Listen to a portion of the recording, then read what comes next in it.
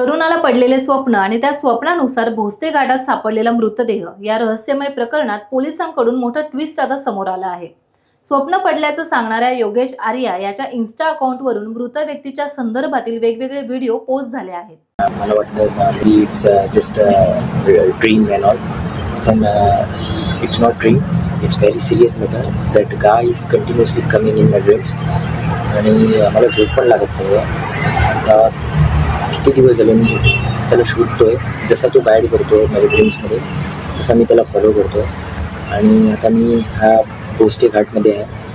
आता मी सगळ्यात हायेस्ट लेवलला आहे घाटाच्या।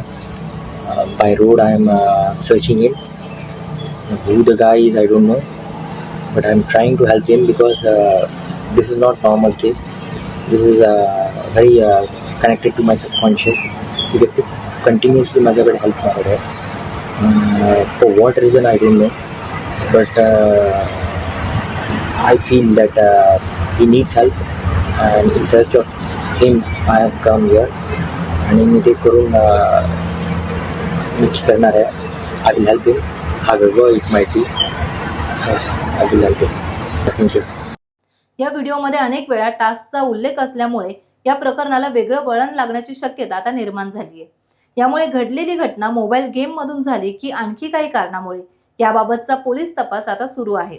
दरम्यान या प्रकरणी सिंधुदुर्गमधून 2 तरुणांना खेड पोलिसांनी ताब्यात घेतलं आहे।